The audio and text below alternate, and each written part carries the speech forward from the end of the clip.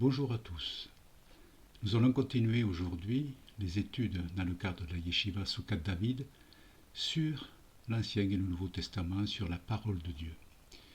Aujourd'hui, nous allons étudier ce texte, ou plutôt cette portion de versets que nous avons dans l'Évangile de Jean, au verset 45 du premier chapitre, Jésus de Nazareth, le fils de Joseph.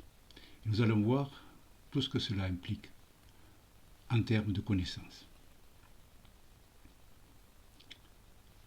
Avant de commencer cette présentation, il convient de remettre à niveau un petit peu notre connaissance de la parole. Pour les Juifs, pour ce qu'enseigne en particulier la Kabbale, il y a 4 niveaux d'étude de la parole. Et c'est très important de les connaître tous les 4, parce que tous les 4 se complètent l'un l'autre pour nous permettre d'accéder finalement à la connaissance parfaite de la parole.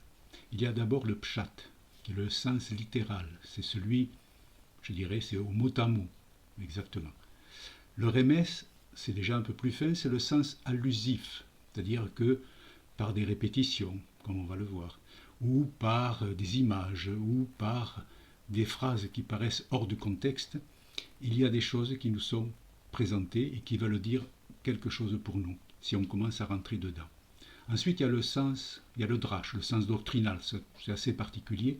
Et celui qui nous intéresse aujourd'hui, c'est le sod, c'est le niveau, c'est l'interprétation ésotérique, mystique, c'est celui de la Kabbalah. La Kabbalah positive, on va dire, celle qui nous permet justement de rentrer dans les secrets de la parole de Dieu et d'en comprendre tout le sens. Et tout cela, ces 4 niveaux, sont résumés sous un acronyme qui veut dire, qui se dit Pardes en araméen et qui veut dire paradis, jardin ou verger. Alors, je pense que vous connaissez ce verset qui est dans l'évangile de Jean. Et on a, c'est le début, en fait, au début de cet évangile, c'est le début de la mission de Yeshua. Et il y a un dialogue entre 2 futurs disciples, Philippe, qui rencontre Nathanaël, et qui lui dit, je le résume, il dit en gros, « Nous avons trouvé celui que Moïse a annoncé dans la Torah et dont les prophètes ont parlé, Jésus de Nazareth, fils de Joseph. » Joseph, c'est Yosef en hébreu. Ce à quoi Nathanaël a l'air un peu dubitatif et il dit « Peut-il venir quelque chose de bon de Nazareth ?» Et Philippe, à ce moment-là, reprend une expression très connue dans la Kabbalah, dans les enseignements du Zohar en particulier, qui est dit, il lui dit « Viens et vois », ce qui se dit en hébreu « Ta chazé ». Nous avons donc affaire à des disciples qui ont déjà un bon niveau de la connaissance des mystères et de la parole de Dieu. Alors, on va commencer par faire un petit peu d'études au travers du dictionnaire Strong pour connaître exactement ce que les mots en grec, vous savez que les évangiles, bien que certains évangiles avaient été écrits en hébreu, elles ont été ensuite traduites en grec, parce que le grec c'était la langue internationale à l'époque, un peu comme l'anglais aujourd'hui. Et donc, il est bon de se resituer ou de resituer un petit peu des fois le sens des mots grecs qui sont utilisés dans la Brit Hadasha. Donc Jésus de Nazareth, ça c'est une expression que l'on trouve fréquemment dans les évangiles, utilisée à bon escient ou à mauvais escient. Alors dans ce cas-là, aujourd'hui, Jésus de Nazareth, dans ce verset 1,45 de l'évangile de Jean, c'est, quand vous regardez le dictionnaire Strong, le numéro 3478, puisque Strong a classé tous les mots, que ce soit les mots de l'Ancien Testament ou du Nouveau Testament, il les a classés, alors a donné un numéro, et ce numéro fait référence effectivement à toutes les fois où ce mot exactement en grec sera utilisé, ou en hébreu, quand il a fait l'Ancien Testament, il l'a fait en hébreu. Donc c'est un outil très puissant qui permet de comprendre beaucoup de choses. Il faut l'utiliser. On le trouve sur Internet, on le trouve dans certaines applications, donc, ou certains sites en particulier. Le dictionnaire Strong, c'est quelque chose qui est nécessaire pour les connaissances de l'étude de la parole. Alors, Jésus de Nazareth, dans le cas de ce verset de Jean, c'est bien effectivement la ville de Nazareth. C'est un lieu géographique et chaque fois, il a été utilisé 12 fois dans le Nouveau Testament, et pour au moins 11 fois, c'est clairement le mot utilisé pour désigner la ville de Nazareth, c'est-à-dire le point géographique. Par contre, dans nos évangiles, on parle souvent de Jésus de Nazareth, en particulier, dont j'ai pris un exemple dans Marc 10, 47, lorsque Jésus, Yeshua, rencontre Bartimée, le mendiant aveugle, et que celui-ci l'interpelle et lui dit « Fils de David, Jésus, aie pitié de moi », parce qu'il avait compris que c'était Jésus de Nazareth qui venait vers lui. Et là, nous avons une autre présentation. Jésus de Nazareth, en termes de connaissance du mot de Nazareth, c'est tout à fait autre chose. Dans le dictionnaire Strong, il a le numéro 3480, et ça vient du grec Nazoraios. Et Nazoraios, ça ne veut pas dire Nazareth, la ville, ça ne veut pas dire le lieu géographique. Nazoraios, c'est quelque chose qui veut dire, c'est un titre messianique qui veut dire consacré, voué.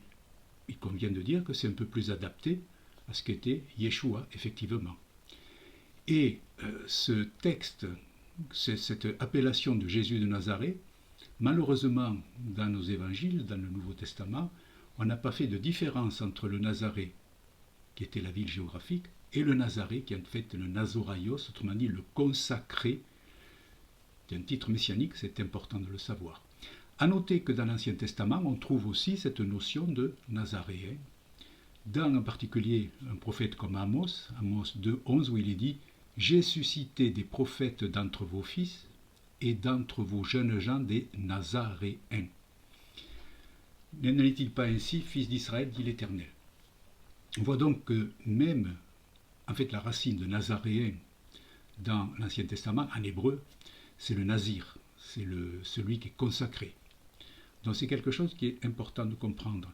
Dans nos Bibles, bien souvent, on a passé sous silence ce titre de Nazoraios. Pourquoi? Mystère. Ensuite, une autre explication aussi, c'est fils de Joseph. Donc, suivant le dictionnaire Strong 2501, sur le numéro 2501, on a bien Yosef. Donc, Yosef, c'est un prénom très répandu. Et là, on va s'intéresser en particulier à Yosef, le fils de Yaakov, celui qu'on pourrait appeler Yosef l'Égyptien. Alors maintenant, revenons au verset de Jean 1,45, parce qu'il y a quelque chose quand même à connaître là-dessus. Quand on dit Jésus de Nazareth, bon, ok, c'est Jésus qui est de la ville de Nazareth, là il n'y a pas d'ambiguïté là-dessus, fils de Joseph. Alors fils de Joseph, ça veut dire quoi?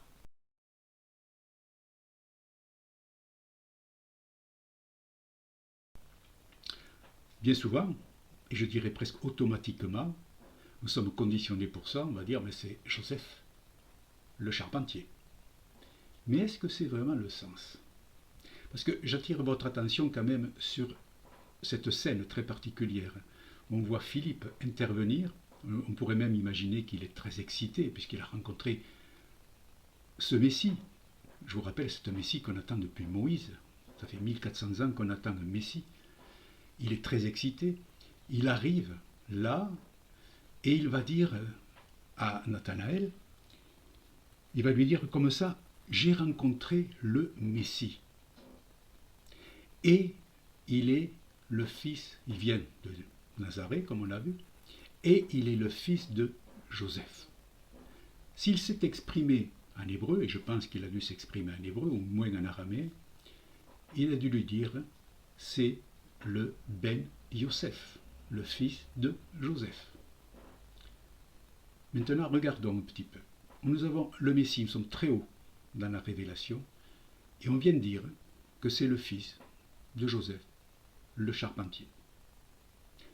Je ne remets pas en cause le rôle de Joseph le charpentier dans le rôle de père, je veux dire père adoptif même, qu'il a eu vis-à-vis de son fils Yeshua et de ses frères et sœurs, parce qu'il a été primordial, c'était un juste, on le voit dans les Écritures, c'était un juste qui respectait la Torah, il a fait circoncire son fils le 8e jour, il faisait tous les pèlerinages, les 3 pèlerinages que l'on voit à Jérusalem, donc c'est quand même quelqu'un, et en plus la ville de Nazareth avait, suivant la tradition, une réputation d'être un lieu où il y avait beaucoup de juifs, comme on dirait aujourd'hui, orthodoxes, qui étaient là et qui respectaient vraiment les règles de la Torah.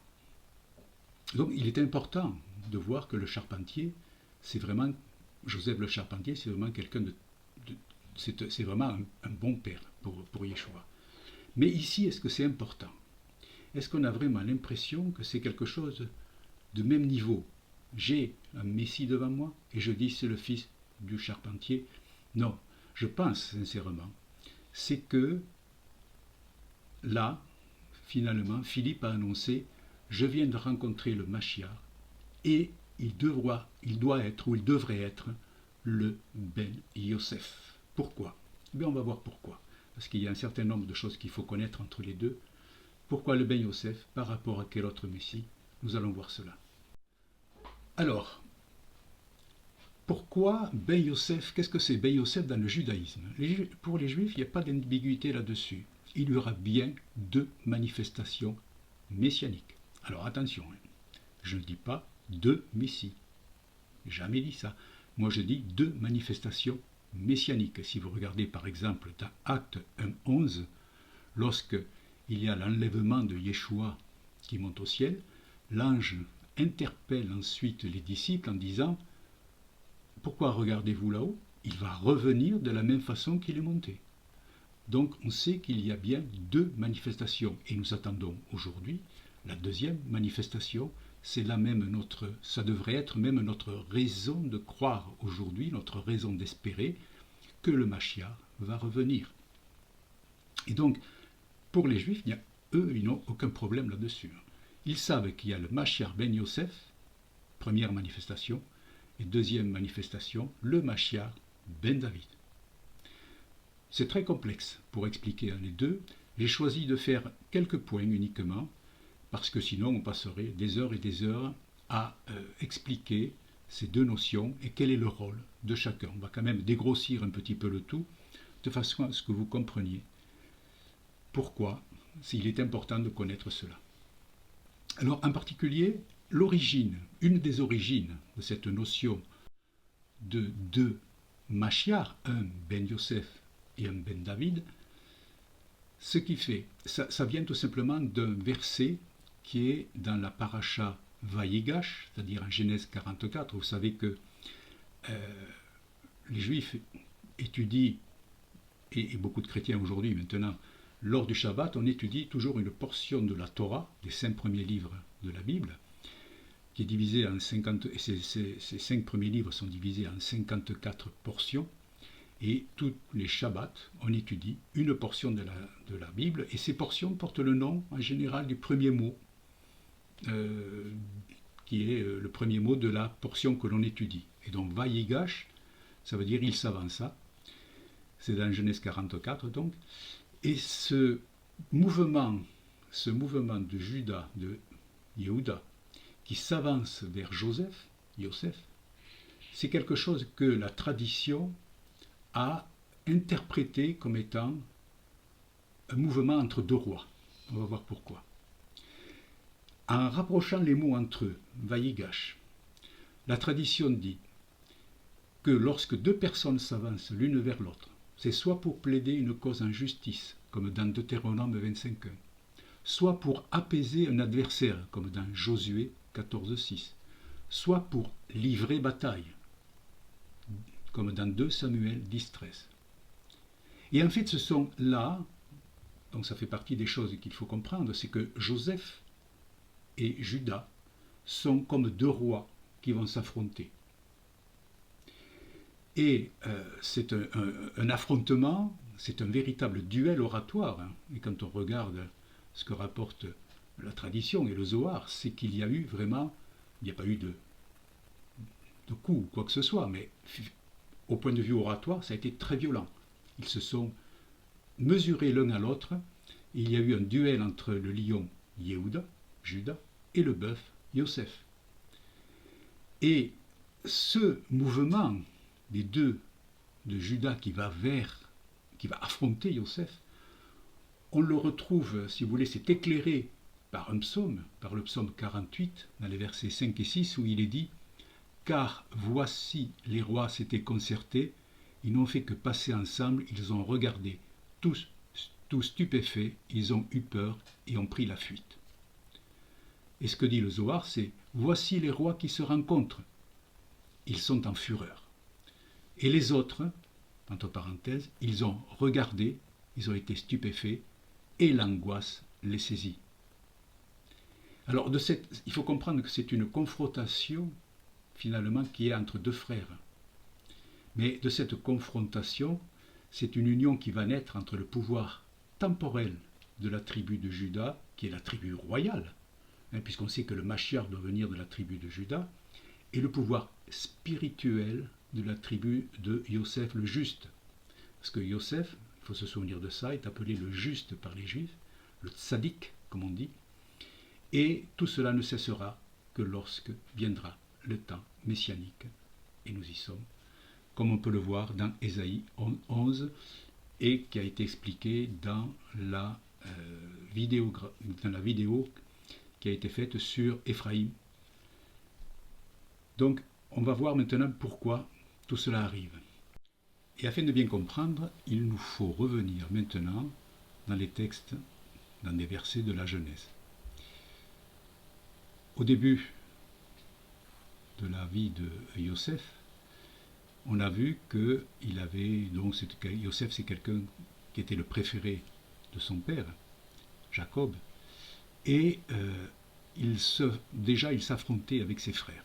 Il avait des problèmes avec ses frères, et en particulier lorsqu'il a annoncé des rêves, où ses frères, dans ses rêves, c'est l'histoire des gerbes, c'est l'histoire de la lune, du soleil, enfin, où Joseph lui-même se mettait au-dessus de ses frères et même de ses parents. On a vu que ses frères déjà n'avaient pas apprécié du tout ce genre de choses. Et à un moment, dans le verset de Genèse 37.8, ils interpellent Joseph, ses frères, en disant « Est-ce que tu dois donc régner sur nous ?» Et après, ils lui disent « Domineras-tu sur nous ?» Et dans ces deux expressions en hébreu, il y a un message qui a été décrypté par la tradition et par le Zohar, pour dire, voilà, est-ce que tu dois régner sur nous? Ça nous montre le Mashiach ben Yosef. Pourquoi le Mashiach ben Yosef?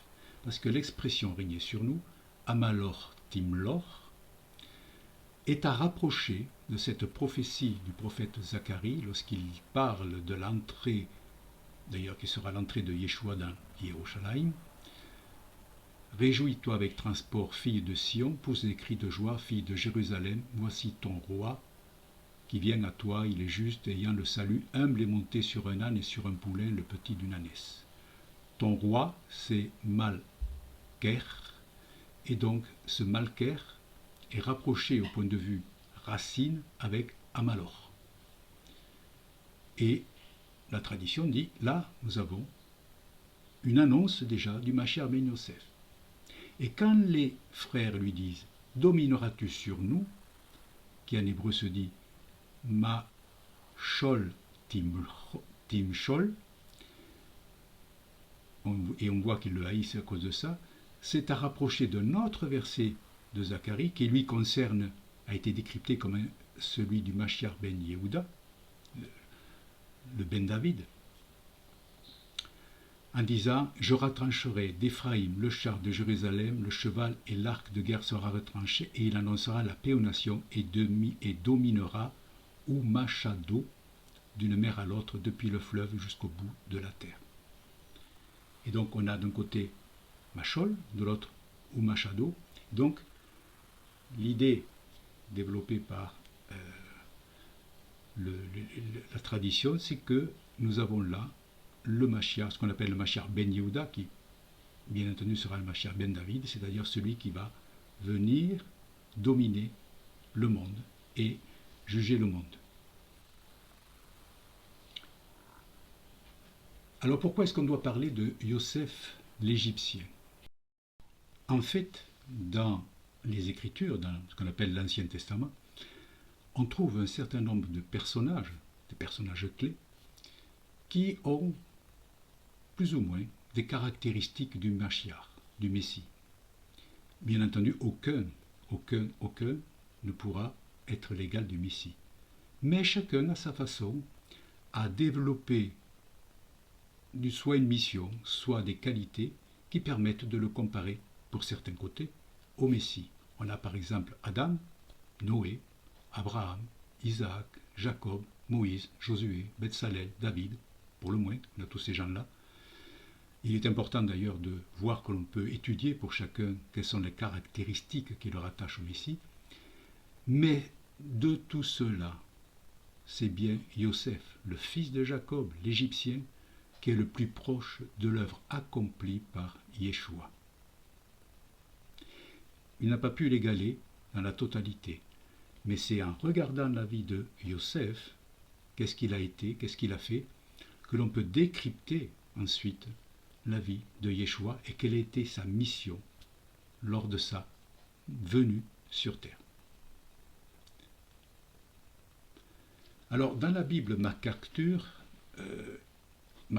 avait fait un tableau, où il a noté 18 points de concordance entre la vie de Joseph, et entre la vie et Jésus, Yeshua. Donc j'ai repris sur le tableau, là, j'ai repris toutes les caractéristiques, les 18 points qu'il avait relevés.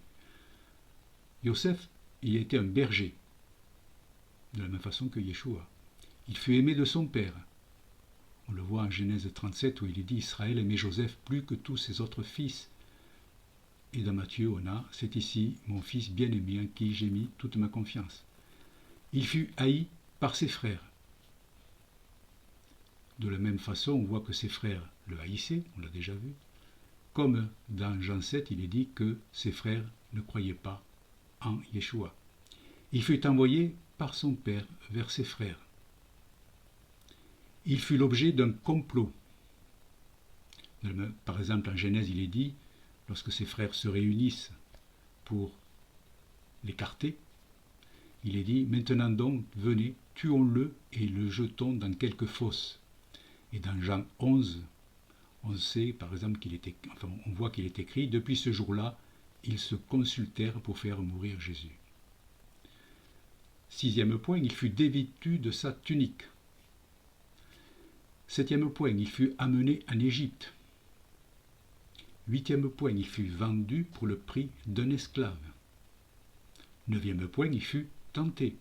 Il y a l'histoire qui concerne Joseph, cette histoire avec l'épouse de Potiphéra.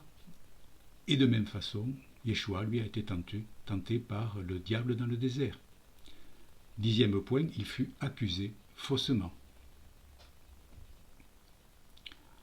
11e point, il fut lié de chaînes. 12e, il fut placé entre deux prisonniers, l'un sauvé, l'autre perdu. On connaît l'histoire en ce qui concerne Yosef, effectivement, qu'il a été en prison avec deux prisonniers comme lui, dont un sera remis en fonction par le Pharaon et l'autre sera pendu. De la même façon, on se rappelle que Yeshua était entre deux malfaiteurs qui ont été crucifiés en même temps que lui, dont un sera sauvé par sa parole et par sa foi qu'il a mis dans le Mashiach. 13e point, et c'est important, il fut élevé après la souffrance.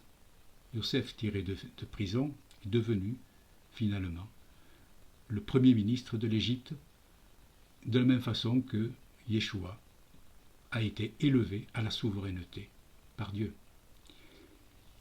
Il avait 30 ans au début de sa reconnaissance publique. Il pleura pour ses frères. 16e point, il pardonna à ceux qui lui avaient fait du tort. 17e point, et c'est très important, il sauva sa nation. En Genèse 45, il est dit, c'est une déclaration que fait Yosef à ses frères, il dit « Mais Dieu m'a envoyé devant vous pour vous faire subsister sur la terre. » Et en Matthieu, il est dit « Et elle enfantera un fils et tu lui donneras le nom de Yeshua, ce qui veut dire salut, car c'est lui qui sauvera son peuple de leurs péchés. » 18e point enfin, Dieu changea en bien ce qu'on lui fit pour lui nuire. Voilà. Et à cela, j'ajouterai donc un 19e point. Il fut vendu par Yehuda, Judas. Il y a une corrélation entre les deux. comme on le sait, c'est Judas qui a vendu Yeshua. Dans Genèse, on peut pas, disons que c'est Judas qui a émis l'hypothèse de vendre son frère Yosef, mais on voit, quand on regarde bien le texte, que ça ne s'est pas passé de cette façon-là. Donc voilà, il y a au moins 18 points, plus un que j'ai rajouté, qui sont des similitudes parfaites entre la vie de Yosef et la vie de Yeshua, la vie de Jésus. Ensuite, il y a d'autres, on va continuer un petit peu, mais quelques points uniquement. Il y a une histoire aussi qui est ces indices entre Yosef et Jésus dans les Écritures. C'est l'histoire de la tunique bigarrée, cette tunique qui a été offerte par Jacob à Yosef et qui a fait naître en quelque sorte, ou qui a excité la jalousie de ses frères. Parce que la tunique bigarrée, il y a un mot dedans, bigarré, ça se dit passim en hébreu. Et passim, ça a plusieurs racines. C'est un synonyme de tamou qui veut dire aussi se sont terminés. En fait, si vous regardez bien le texte, vous verrez, on voit que il a été le premier, Yosef a été le premier des 12 fils de Jacob à mourir. Ensuite, dans passim, il y a la racine piusim qui dit aussi conciliation, apaisement. Yosef, c'est celui qui a ramené la paix au milieu de tous ses frères. La tunique était dotée de manches longues qui recouvraient les paumes de la main. Les paumes, ça se dit pasiad. Et on sait que Yeshua, il est mort avant ses frères et pour ses frères, il a amené la réconciliation entre Dieu et les hommes, et pour bientôt la réconciliation avec son peuple, et cela sera possible quand Israël aura reconnu les marques dans les paumes de son sauveur, donc pasiad, les paumes. Dans Zacharie, il est dit, et on lui dira, quelles sont ces blessures à tes mains? Et il dira, celles dont j'ai été blessé dans la maison de mes amis. Et bien entendu, cette tunique bigarrée fait référence à la tunique que portait Yeshua lorsqu'il a été crucifié et que les soldats romains ont tiré au sort. Yosef a été dépouillé de sa tunique, c'était l'insigne de sa royauté. Un autre point aussi que l'on trouve dans les Écritures et qui permet de rapprocher Yeshua et Yosef, dans la bénédiction que Moshe, à la fin de sa vie, va donner sur toutes les tribus, il va dire en Deutéronome 33,16 « Et du plus précieux de la terre et de sa plénitude, et que la faveur de celui qui demeurait dans le buisson vienne sur la tête de Yosef, sur le sommet de la tête de celui qui a été mis à part de ses frères. » Alors, il y a plusieurs enseignements là-dessus. Celui qui demeure dans le buisson, c'est dans Exode 3, dans la paracha, dans le livre de Shemot, Exode 3, où on parle de l'ange de l'Éternel, celui qui est appelé Moshe. Et lorsque Moshe va lui demander quel est ton nom, dis-moi ton nom pour que je puisse dire qui m'envoie en Égypte pour délivrer le peuple hébreu, il va lui répondre, je suis celui qui je suis, ou qui je suis celui qui je serai. Il y a plusieurs interprétations. Et ça se dit Euyé, Hacher, Euyé. Je suis qui je suis, ou je suis qui je serai. Ce mot je suis est très important parce que Yeshua lui-même est dans l'évangile de Jean, l'évangile des secrets. C'est ce qu'il répond à la Samaritaine ou aux gardes quand on vient l'arrêter, quand on demande qui est Jésus, où est Jésus, il dit je suis, et non pas je le suis. C'est egoémie en grec, ça veut dire je suis. Donc c'est par cela que Yeshua a manifesté qu'il était aussi ce que Moïse avait rencontré, celui que Moïse avait rencontré dans le buisson ardent. C'est important de comprendre cela. Et cette bénédiction, cette onction de celui qui était dans le buisson, elle va venir sur la tête de Yosef. Une autre chose, et là nous sommes au niveau, on a vu tout à l'heure dans les 4 niveaux de connaissance de la parole de Dieu, il y avait le deuxième, c'était le remet, c'est un sens allusif, une allusion. Par exemple, lorsque Yosef se présente à ses frères, où tous les mots sont importants dans la Torah, lorsque Yosef se présente à ses frères, lorsqu'il se dévoile à eux, il va utiliser 2 fois une expression pour dire « je suis Joseph ». Ani Yosef, il va le dire 2 fois. La première fois qu'il a dit « Ani Yosef », « je suis Yosef », ses frères ne l'ont pas reconnu. Ce n'est qu'à la 2e fois que ses frères le reconnaissent. Et nous sommes totalement en comparaison avec ce qui s'est passé avec Yeshua dans ce cadre-là. La première fois que Yeshua est venu en tant que Mashiach, il n'a pas été reconnu par ses frères hébreux, par ses frères juifs. Par contre, lorsqu'il va revenir, la 2e fois, à ce moment-là, il sera reconnu. Dans Zacharie 12:10, il y a cette extraordinaire prophétie qu'il faut garder en tête dans les temps dans lesquels nous sommes, qui dit « Et je répandrai sur la maison de David et sur les habitants de Jérusalem l'esprit de grâce et de supplication, et ils regarderont vers moi, celui qu'ils ont percé, ils en feront le deuil comme on fait le deuil d'un fils unique, et ils pleureront. » Extraordinaire prophétie qui annonce vraiment la reconnaissance. Parce qu'à aujourd'hui, si vous voulez, dans la tradition juive, ils attendent toujours le Mashiach ben Yosef, puisqu'ils n'ont pas reconnu la première venue de Yeshua. Donc ils attendent toujours le Mashiach ben Yosef. Jusqu'à présent, quand on était encore 300 ou 400 ans ou 500 ans en arrière, ça pouvait se faire. Ils savaient que le Mashiach ben Yosef devait venir avant le Mashiach ben David. Le Mashiach ben Yosef va ouvrir la porte au Mashiach ben David. Mais aujourd'hui, on voit que c'est le Mashiach ben David qui va venir. Ils attendent toujours le Mashiach ben Yosef. Ils se demandent quand et comment va-t-il intervenir. Mais ils reconnaîtront en Yeshua le Mashiach ben Yosef.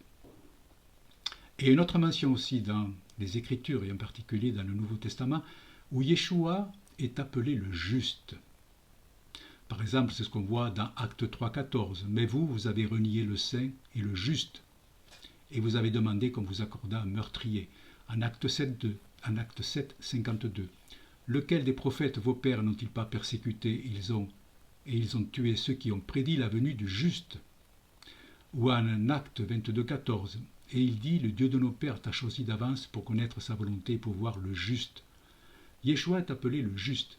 Or, dans la tradition juive, Yosef est aussi appelé le juste, parce qu'il a résisté à la tentation de la femme de Potiphar, parce que c'est quelqu'un qui a toujours espéré en l'Éternel, parce que c'est quelqu'un qui, même dans les difficultés, est resté fidèle à la parole de Dieu, et qu'il a réuni ses frères à la fin. Donc c'est quelqu'un qui est appelé le juste, comme Yeshua. Là, je fais un petit zoom sur quelque chose de très intéressant, qui est en marge un petit peu de ce que l'on est en train de dire, mais vous verrez que c'est quand même très intéressant. Parce que dans Genèse 10, 1, 2, on parle de la génération des fils de Noé, de Sem, de Cham et de Japheth. Il leur naît des fils après le déluge. Et les fils de Japheth s'appellent Gomer, Magog, Madai et Javan, et Tubal, et Méchec, et Tiras. Bon, c'est Javan, Yavan en réalité en hébreu. Ça s'écrit Yud, Vav, Nun. Bon, je passe derrière, Yud, Vav, Nun. Voilà, ici on a le nom de Yavan.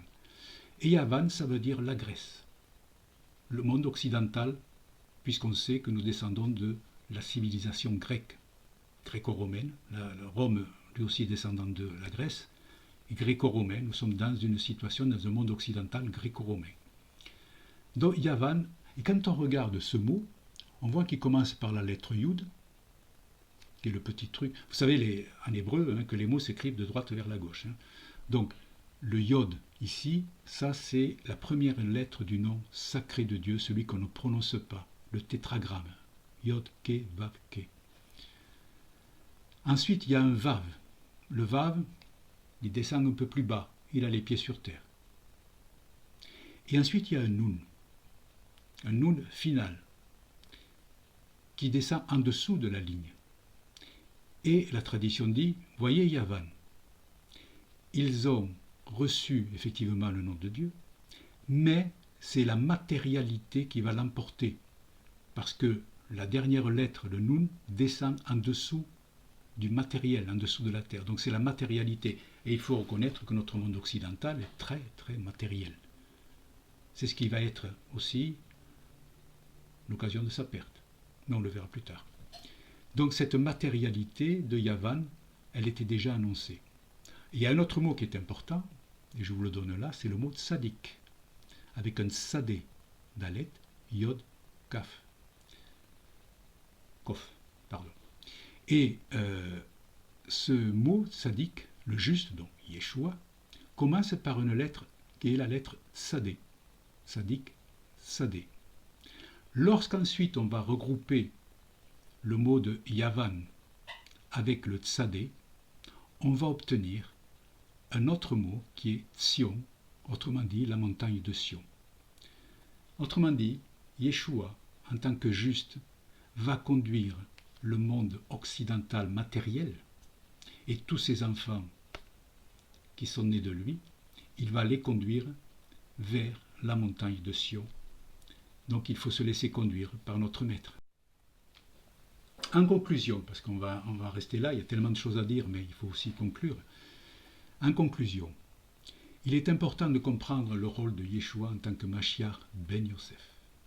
Premièrement, il est venu pour donner sa vie pour la rédemption de ses frères. C'est ce qu'a fait Yosef, c'est ce qu'a fait Yeshua. Il est dit dans Marc, qui sont ses frères? Et il répondit, qui est ma mère et qui sont mes frères? Puis, jetant les regards sur ceux qui étaient assis tout autour de lui, voici, dit-il, ma mère et mes frères, car quiconque fait la volonté de Dieu, celui-là est mon frère, ma sœur et ma mère. Celui qui fait la volonté de Dieu. Comment je connais la volonté de Dieu? Quand je suis la Torah, quand je regarde la Torah, quand j'étudie la Torah et quand j'applique la Torah, qui est le guide qui nous permet de nous sanctifier pour nous présenter devant l'Éternel, parce que l'Éternel nous dit « Soyez saints, parce que je suis saint ». C'est tout. Celui qui fait la volonté de Dieu, c'est celui qui respecte les commandements de Dieu. Je vous ai déjà parlé de cela dans la vidéo Ephraïm. Il faut que l'on revienne au fondement de notre foi, qui sont les commandements de Dieu, les mettre en application, même si ça peut paraître des fois difficile, mais l'Esprit Saint est là pour nous aider, sachant que on fait chacun à notre niveau comme on peut le faire. Mais bien savoir que les commandements de Dieu n'ont pas été abolis, et en particulier le 4e, de célébrer le Shabbat, il n'a jamais été aboli, et qu'il est important de respecter tout cela. Le deuxième point dans le Mashiach ben Yosef, c'est qu'il est venu pour ramener toutes les tribus dispersées dans les nations, Ephraïm et Yehuda. Jacques, dans 1.1, quand il écrit, Jacques, le frère de Yeshua, dit « Jacques, serviteur de Dieu et du Seigneur Jésus-Christ, aux 12 tribus qui sont dans la dispersion, salut ». On pourrait dire toujours cela, aux 12 tribus qui sont dans la dispersion.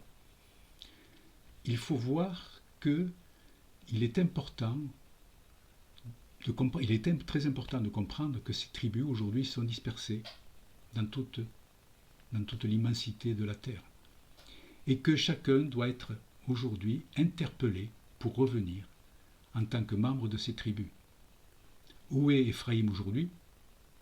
On ne sait pas, mais il est partout à la fois. Donc il est important de comprendre cela. Alors, certains et les Juifs disent, mais si votre Jésus était le Mashiach, comment se fait-il que les tribus ne soient pas encore réunies? À cela, je répondrai qu'une chose, je dirais, il a fallu le temps pour que la prophétie qui était sur la tête de Éphraïm se réalise.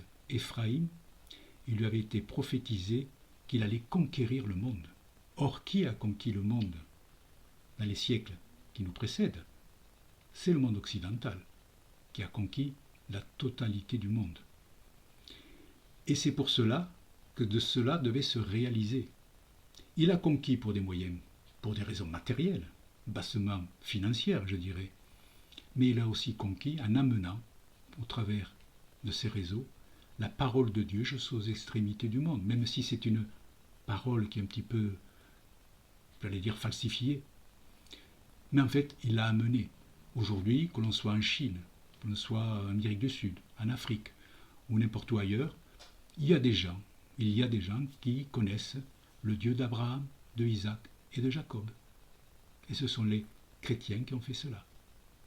Mais il faut aussi que les chrétiens maintenant comprennent qu'ils doivent revenir au fondement même de la Torah et revenir vers Yeshua. Car il dit, c'est celui qui fait la volonté de Dieu qui est mon frère.